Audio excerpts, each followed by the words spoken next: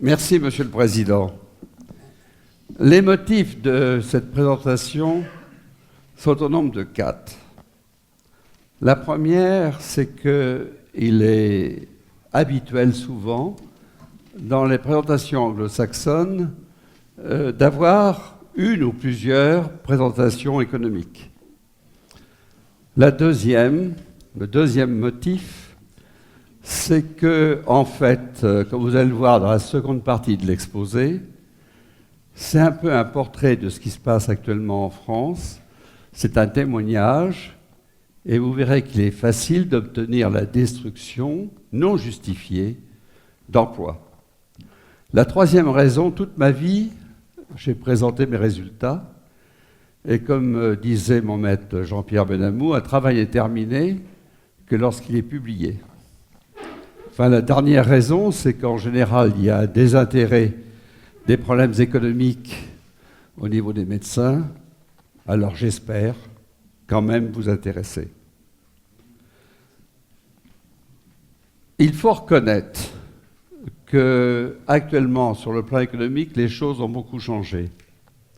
Le traitement de l'activité, la tarification à l'activité a transformé l'hôpital en entreprise, et la loi HPST a mis les hôpitaux sous la férule des ARS.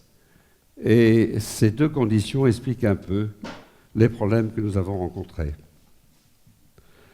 Ma formation chirurgicale a été assurée par Jean-Louis Horta-Jacob. Et Jean-Louis Horta-Jacob, non seulement avait présenté la première œsophagectomie en France, en juillet 1944, avant la libération de Paris, à la locale, mais en plus, il avait décrit la première hépatectomie droite élargie au segment 4. Mais il a fait plus. Il a été le premier à s'intéresser au suivi de ces malades. Et comme il avait fait beaucoup de gastrectomie totale, il s'était rendu compte que si on voulait avoir un résultat satisfaisant des gastrectomies totales, il fallait leur apporter une nutrition bien faite. Cette nutrition a d'abord été entérale, puis ensuite parentérale, quand la voie digestive n'était pas utilisée. Alors, en 1964, avec Philippe Bernard, il a créé une association, il a acheté un petit château que vous voyez à l'extrême gauche, où il y avait 24 lits de nutrition. Et puis, ce centre de nutrition de Forcy a grandi et on a construit à côté un hôpital qui a atteint à un moment donné 400 lits et qui a été inauguré par Madame Veil. Alors, ce centre de Forcy est comme on dit maintenant, un ESPIC, établissement de santé privé à intérêt collectif, qui appartient à la Fédération hospitalière et de l'aide à domicile, qui est l'organisation des établissements à but non lucratif. Comme je vous l'ai dit, c'est une association 1901. C'est un hôpital de 37 000 mètres carrés sur un terrain de 23 hectares, en pleine campagne, mais avec 650 salariés, 40 médecins, dont 8 nutritionnistes, 16 diététiciennes.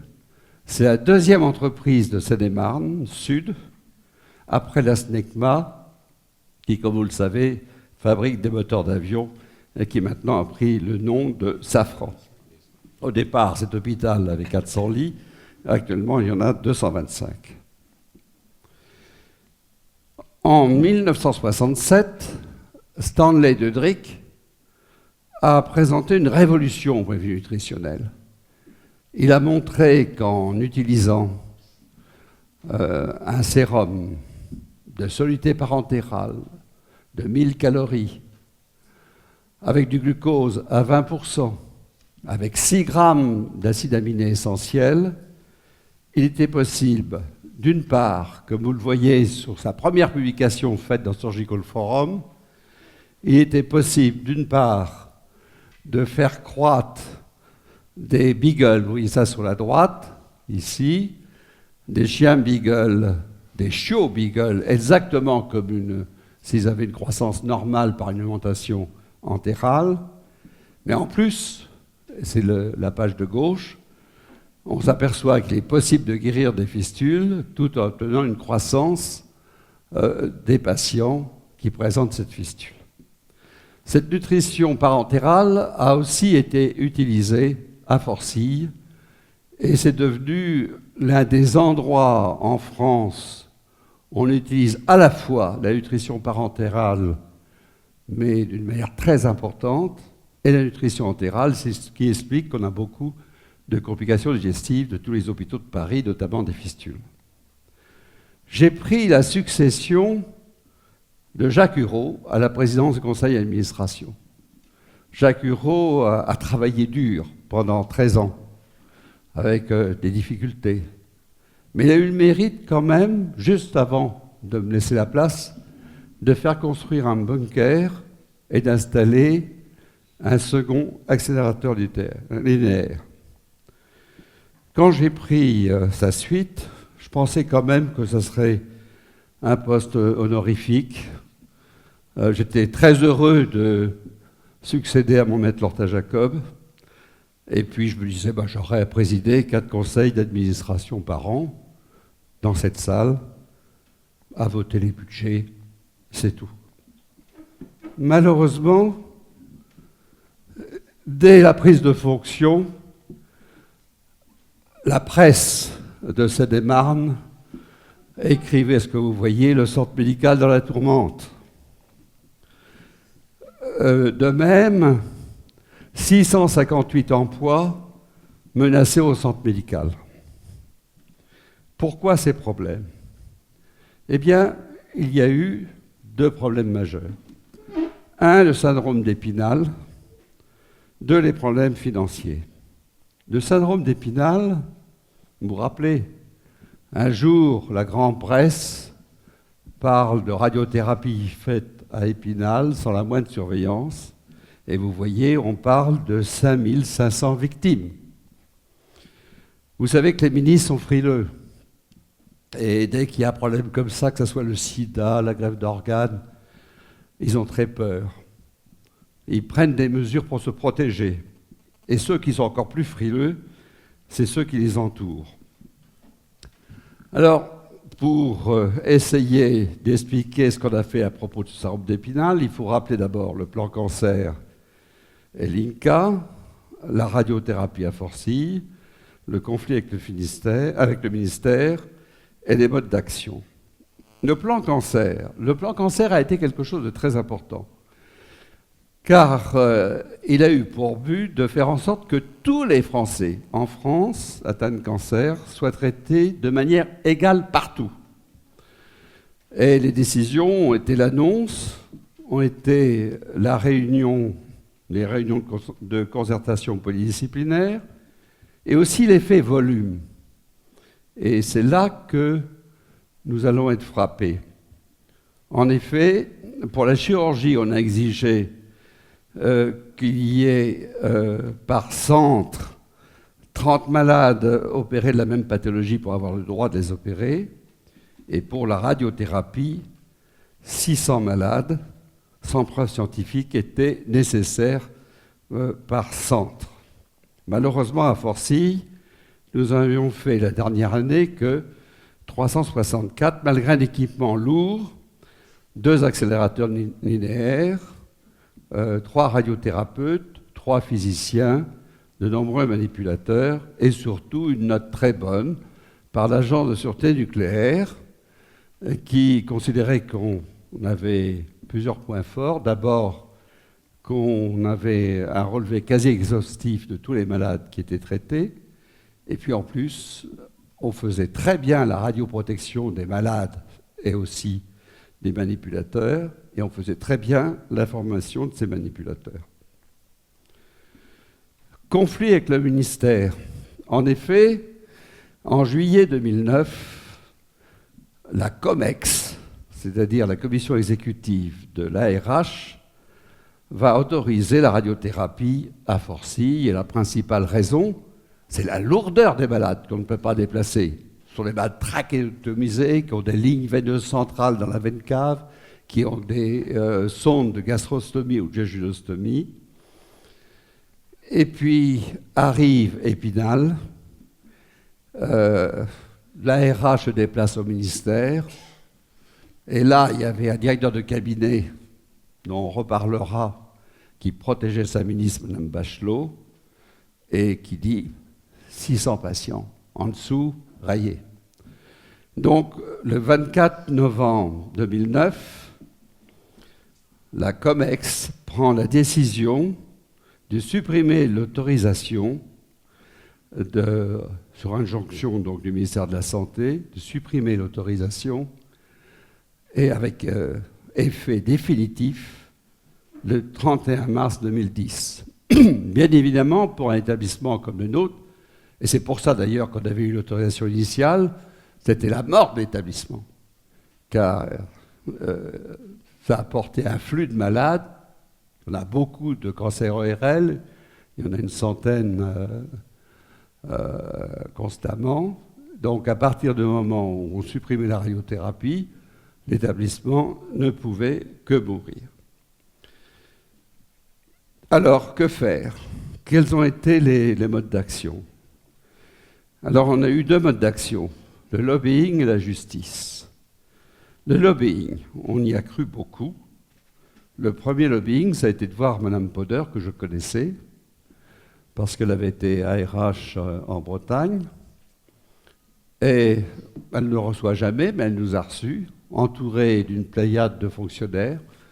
On était 3, ils étaient 10. Ça a duré 2 heures. On a plaidé. Et puis, au bout de 2 heures, niet. J'avais discuté avec Jean-Michel Dubernard. Et Jean-Michel Dubernard m'avait dit il faut frapper haut, il faut essayer d'aller plus haut que celui qui a pris la décision. Alors, on est allé à l'Élysée. On est allé à l'Élysée, on a été reçu par un conseiller de Nicolas Sarkozy, qui a été très gentil, très aimable, qui nous a écoutés pendant 3/4 d'heure, 1 heure, qui a rédigé une note, et qui nous a dit je vais transmettre la note au directeur de cabinet, Leclerc. Bon. Puis on n'a plus jamais entendu parler. Alors ensuite, j'ai essayé de frapper auprès des conseillers du ministre. Mais les conseillers du ministre, je pense par exemple à Jean-Marie Desmond, que tout le monde connaît, ils ont tous un rôle déterminé. Donc c'est très difficile de frapper à la bonne porte. Alors que faire? On a essayé d'aller encore un petit peu plus haut. Donc on est allé voir Bernard Accoyer, qui est membre de notre académie, et qui nous a dit oui, forcément, je vais intervenir auprès de Mme Bachelot, je la connais bien, vous comprenez, entre un président de l'Assemblée nationale et puis un ministre, il y a des accords quand même, on essaye de s'arranger. Mais elle a un directeur de cabinet qui est impossible, le sinistre Leclerc, et moi je suis même fâché avec lui. Alors la décision qui avait été prise, c'était le sinistre Leclerc. Heureusement, Mme Bachelot change de directeur de cabinet. Et là, grâce aux élus locaux qui ont joué un rôle considérable, on a réussi à obtenir avec le député maire de Comble-la-Ville, le maire de Ferrol-Attilly, un rendez-vous avec Mme Bachelot. Alors on s'est tous présentés, élus et Jean de Forcille, au ministère de la Santé. On a commencé par nous expliquer qu'on serait reçu par le directeur de cabinet, qui s'appelait Le Gall, et qu'en fin de séance, on verrait Mme Bachelot. Naturellement, on n'a pas vu Mme Bachelot. Au départ, ça a été très dur. C'était niet, niet, niet. Et puis, c'était les élections législatives, les élections régionales, pardon, ou européennes, régionales peut-être. Et donc, à ce moment-là, les élus ont dit, mais alors, nous, qu'est-ce qu'on fait dans cette affaire? Qu'est-ce qu'on va dire à nos électeurs? Alors, on nous a adossés à l'assistance publique. C'est la seule chose qu'ils ont accepté de faire, tout en disant, vous avez porté un recours auprès du tribunal administratif, attendons le recours. Alors, je parle aussi des personnalités politiques. On a vu toutes les personnalités politiques. Le maire devait être là aujourd'hui parce que le maire nous a vraiment beaucoup aidés. Dans une affaire comme ça, on s'aperçoit que les élus comptent beaucoup. Et vraiment, ils nous ont beaucoup appuyés. Et on a eu notamment un sénateur communiste qui a été fantastique. Mais en fait, tout ça n'a pas abouti à grand-chose. Ce qui fait que nous sommes retournés vers la justice, vers le tribunal administratif de Melun, et on a porté un recours en référé contre l'ARH, devenue ARS, pour excès de pouvoir. Et on a expliqué aussi que nos malades étaient difficilement déplaçables et qu'il fallait aller à Lagny tous les jours. Ça faisait 60 km aller-retour pour pouvoir radiothérapier nos malades. Donc le tribunal administratif, le 31 mars, le jour où on devait fermer la radiothérapie, a suspendu l'arrêté de l'ARH. Et puis, en janvier 2013, le 11 janvier, c'est tout récent, la décision a été totalement annulée et donc la radiothérapie est sauvée. Entre-temps, l'IGAS avait fait une inspection et devant la qualité de la radiothérapie, avait considéré qu'il fallait transférer toute l'activité de radiothérapie du groupement Mélunais à la radiothérapie sur le centre de Forcilles dans le cadre d'un partenariat cohérent. Depuis, Forcilles a fait plus de 600 malades chaque année, 2010, 2011, 2012. 45% des malades radiothérapies sont hospitalisés. C'est le seul centre qui peut hospitaliser des malades graves. Il y a 46% de nutrition de malades en nutrition parentérale et entérale. Il y a 33% de malades de Seine-et-Marne et 66% de malades d'Île-de-France. Ça a été notre premier problème, mais ça a failli nous faire mourir. Et au total, on s'aperçoit qu'il y a une décision initiale aléatoire de circonstances à propos d'Épinal par un directeur de cabinet qui protège un ministre mais qui ne s'occupe pas du tout des conséquences médicales. Il y a eu ensuite l'adoption définitive administrative de toutes les administrations de ce qui avait été initialement décidé, puis un blocage complet. Et là, un vrai problème, une absence de contrôle politique. On passe au deuxième point, les problèmes financiers. Alors le changement de tarification a complètement modifié la donne. Donc nous allons voir les premières mesures que nous avons été amenés à prendre, le mandat ad hoc et puis la procédure de sauvegarde. Le changement de tarification. Avant 2000, c'était le budget global, avec un budget annuel plus le taux directeur. Après 2000, ça a été la T2A, la tarification à l'activité, avec en fait deux sortes de tarification dans les MCO, les soins aigus, basés sur les groupes homogènes de maladies, avec des facteurs de comorbidité, c'est donc la vraie tarification à l'activité, alors que pour les soins de suite, c'est un forfait global avec des points IVA d'ajustement. Mais je vais prendre un détail pour la comorbidité. On a beaucoup de nutrition, vous l'avez vu. Eh bien, pendant longtemps, on appréciait la nutrition des malades qui rentraient par le BMI à l'entrée du malade dans l'établissement. Et puis on comparait avec la sortie. Eh bien, ils ont décidé tout d'un coup, c'est la méthodologie de la tarification à l'activité, qu'il fallait que ça soit le poids du médecin traitant, le poids pris par le médecin traitant. Donc on a cherché à leur téléphoner. Alors souvent, ils n'étaient pas là, ou bien c'était le répondeur, ou bien ils n'avaient pas pris le poids. Et puis très souvent, ils nous envoyaient faire foutre, si je puis dire. Ce qui fait que beaucoup de malades n'ont pas pu être codifiés pour la nutrition, coût 300 000 €. C'est un exemple. De même pour les soins de suite. Vous allez voir les points IVA de soins de suite. On va les voir dans un instant. On s'aperçoit que, en ce qui concerne les recettes, par exemple, pour qu'on soit bénéfique, pour qu'on soit bénéficiaire, il faut qu'on ait 127 malades par semaine.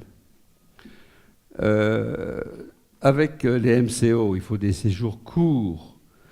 Avec les SSR, le problème, les soins de suite, pardon, les malades sont lourds. Normalement, il y a 1800 SSR dans la France entière. Mais ce sont des malades qui reçoivent des opérés après une appendicite, une hernie, après une prothèse de hanche. Nous, il y a 80% de stomie. Il y a 50% de nutrition. Il y a 35% de malades qui vont être réopérés. Et les chirurgiens de Paris savent très bien, ils viennent passer la visite à Forcy et ils disent maintenant ce malade-là est prêt à être réopéré. Et bien, malgré ça, il y a un forfait lambda et il n'y a pas de possibilité, très peu de possibilités d'adaptation. Si on prend les pansements de ces malades, c'est la durée moyenne des pansements est de 16 minutes, pardon. Mais il y en a qui durent 1 heure. Donc tout ça fait que pour un établissement comme Forcy, c'est très dur. Alors là, je vous montre les points IVA qui devraient modérer ça. C'est des points qui ne sont pas faits du tout, on doit dire IVA d'ailleurs, c'est des points qui ne sont pas faits du tout pour s'adapter à un établissement comme Forcy, car ils sont basés sur l'âge, sur la dépendance physique, sur la dépendance cognitive. Ce n'est pas du tout en rapport avec des malades graves post-opératoires. Alors les premières mesures qu'on a été amenés à prendre pour essayer d'adapter les recettes aux dépenses, ça a été la sous-traitance. On a d'abord externalisé, c'est-à-dire l'alimentation, le bio-nettoyage. Ça nous a fait 1 million d'euros d'économie. Et puis on a supprimé la garde de biologie, on a remplacé ça par un automate. On a fait des départs négociés de gros salaires, le directeur des cuisines, le directeur technique, une radiologue qui ne faisait rien, qui était en plus délégué syndical, qui a demandé une lourde indemnité. Et puis, bien sûr, on n'a pas remplacé les départs en retraite. Mais malgré ça, en plein mois d'août, pendant les vacances 2009, il a fallu revenir à Forcy, car les difficultés financières étaient sévères. On n'avait pas encore de cessation de paiement, mais ça n'avait pas tardé. Et là, on s'est adressé à la justice, à nouveau. Et le tribunal de grande instance a donc désigné un mandataire ad hoc.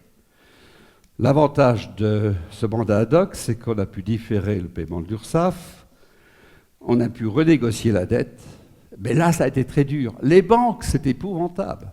Les banques, il a fallu s'enfermer avec elles pendant une journée entière pour arriver à étaler la dette. Et puis, l'ARH, heureusement, a été sympa. Elle nous a donné 600 000 euros. Et il y a eu donc un concordat. Novembre 2011, alerte rouge. On apprend tout d'un coup qu'il y a une prévision de cessation de paiement en avril 2012. On va voir l'ARH. L'ARH ne sait pas trop quoi faire. Elle nous désigne une mission d'appui. Dangereux, parce qu'il faut qu'on prenne une décision. Maître Benoît, qui vient d'arriver, nous dit attention, il faut qu'on aille au tribunal de grande instance, il faut qu'on demande ces procédures de sauvegarde, il faut qu'on la demande avant qu'on soit en cessation de paiement.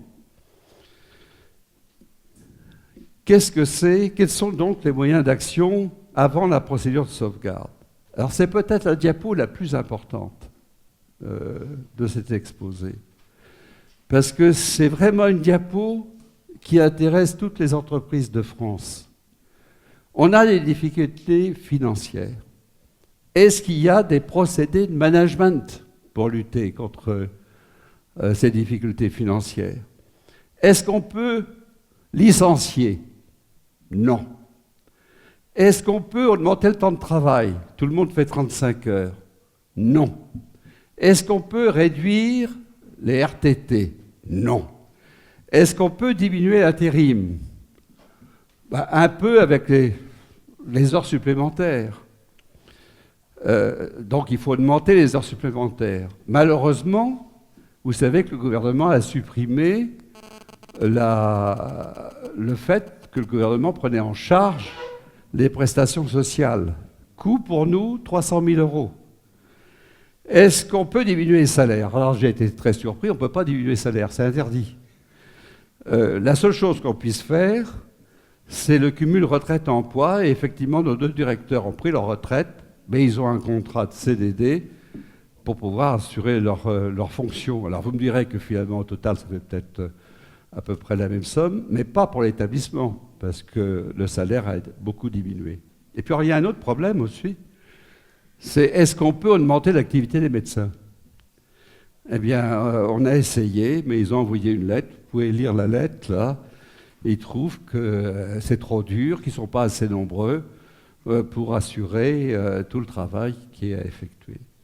Donc là, il y a un vrai problème. Et là, on assiste, et c'est la chose que je trouve grave, c'est qu'on assiste à une destruction d'emplois par la possibilité de prendre des mesures de management. Et c'est donc pour ça qu'on... Alors si, il y a 3 moyens limités donc, que j'avais oubliés. C'est qu'on peut faire quelques départs volontaires, mais on n'a le droit qu'à 9 licenciements économiques. Et si on fait des licenciements économiques, eh bien, il faut inclure les départs volontaires, parce qu'on peut nous accuser de faire des licenciements économiques déguisés. Est-ce qu'on peut faire un plan social? On avait envisagé de faire un plan social de 35 personnes. Oui, mais ça coûte 1 million d'euros.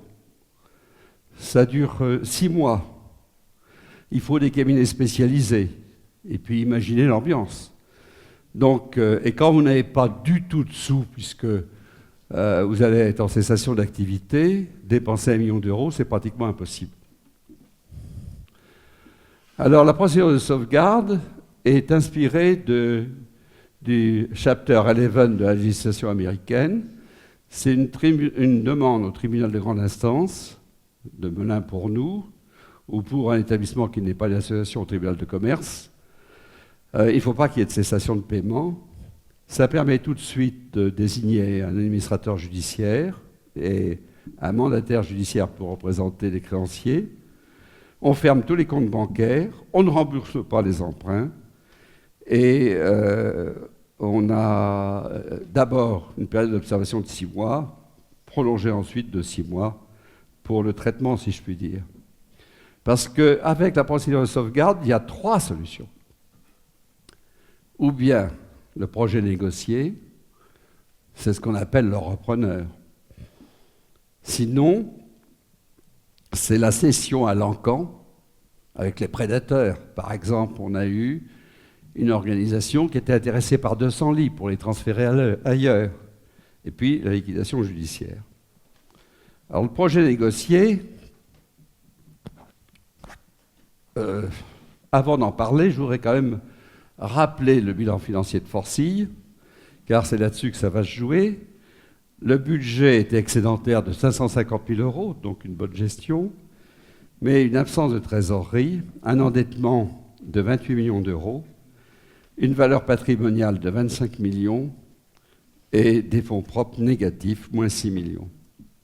Alors on a eu 3 offres pour le projet négocié.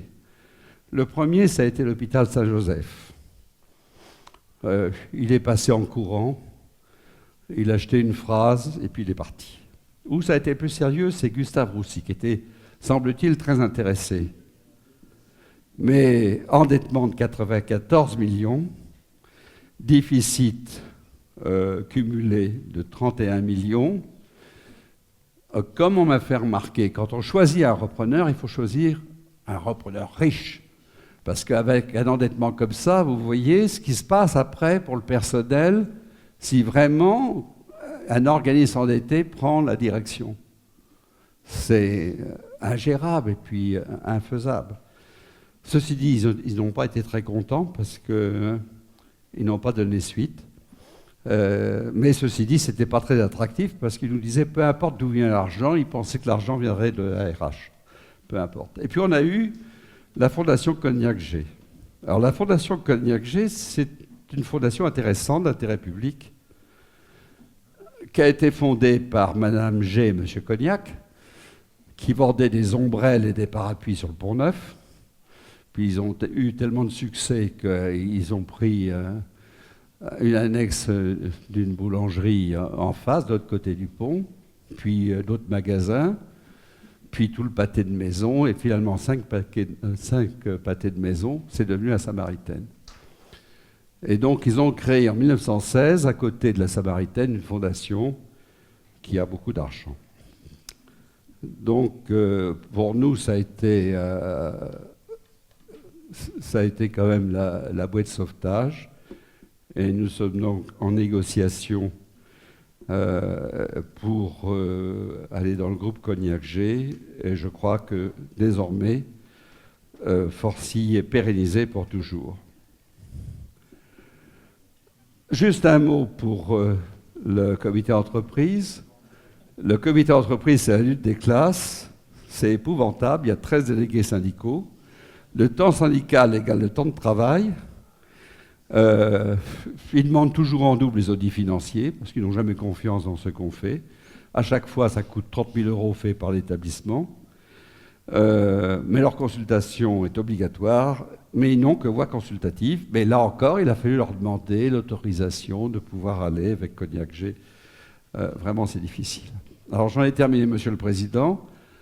Peut-être que cet exposé ne vous a pas intéressé. J'ai voulu montrer les difficultés actuellement des entreprises, quelles qu'elles soient, et notamment des entreprises de santé, parce que, dites-vous une chose, nous étions dans un groupe de 13 hôpitaux dans l'Île-de-France, avec des difficultés. Je pensais que nous, on s'en serait tirés, parce qu'on n'était pas les plus mauvais, les plus malades. Malheureusement, enfin, et heureusement, parce que maintenant, on est tiré d'affaire. Je crois que ce qu'il faut rappeler, c'est la quasi-impossibilité de sauver un établissement par des mesures économiques. Et ça, je trouve que c'est très grave. On ne peut rien faire.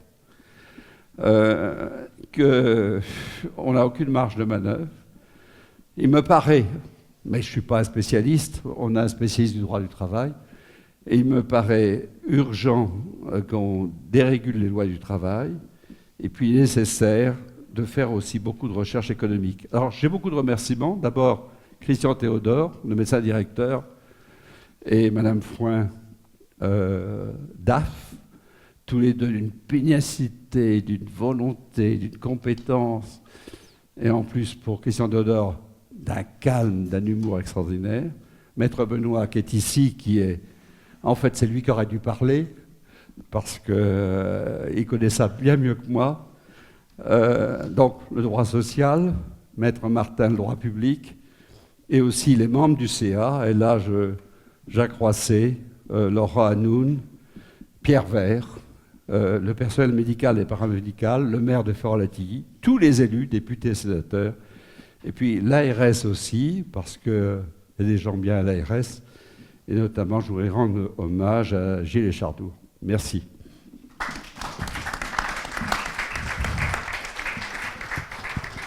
Bien, merci Bernard pour cet exposé très, très analytique et très intéressant. Est-ce que quelqu'un veut prendre la parole, M. Hureau?